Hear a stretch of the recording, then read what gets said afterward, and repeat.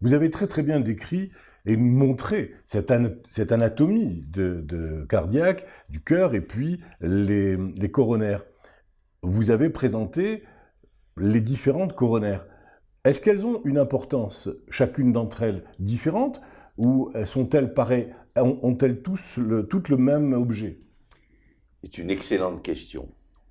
La coronaire principale est la coronaire gauche, puisque la coronaire gauche va naître de l'aorte, et surtout le tronc de la coronaire gauche est un élément capital, puisqu'il va alimenter les deux branches de la coronaire gauche, à savoir l'interventricule antérieur et la circonflexe. Quand il y a ce qu'on appelle un rétrécissement ou une sténose du tronc coronaire gauche, cela peut entraîner malheureusement des épisodes de mort subite. Donc c'est un diagnostic à faire.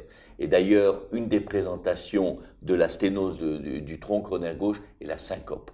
La coronaire droite est importante, mais elle est beaucoup moins importante parce qu'elle vascularise un territoire qui est moins important. Le territoire le plus important, c'est le territoire antérieur du cœur, c'est la puissance du cœur. Et quand ce territoire est atteint, cela peut entraîner des dommages assez importants.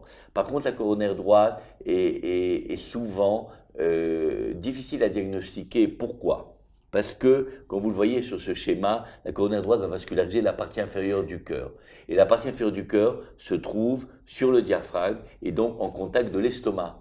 Donc souvent, les symptômes sont des symptômes gastriques. Le patient a eu l'impression d'avoir une intoxication alimentaire, il a des douleurs abdominales hautes. Et j'ai eu dans ma pratique des patients qui pendant des années ont consulté des gastro-entérologues car ils pensaient avoir un problème gastro-entérologique et ils sont venus voir le cardiologue en désespoir de cause. Et alors vous avez des patients à qui vous donnez de la trinitrine sous la langue, la douleur disparaît et pendant des années ce sont des gens qui ont souffert, qui ont fait des gastroscopies, des colonoscopies, qui ont pris des médicaments pour l'estomac, on n'a jamais fait le diagnostic. On appelait ça un test à la trinitrine d'ailleurs. Exactement. C'est un excellent test. C'est un test clinique excellent, qui n'est pas dangereux, qui peut être fait au cabinet médical et qui peut être qui peut nous orienter, et vers le diagnostic. Il faut dire que le diagnostic, dans certains côtés, est facile, dans d'autres côtés, est extrêmement difficile.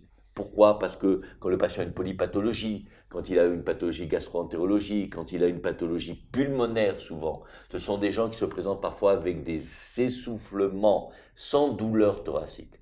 Et c'est tout l'art du médecin de faire la part des choses. Un patient qui présente un essoufflement à l'effort et qui n'a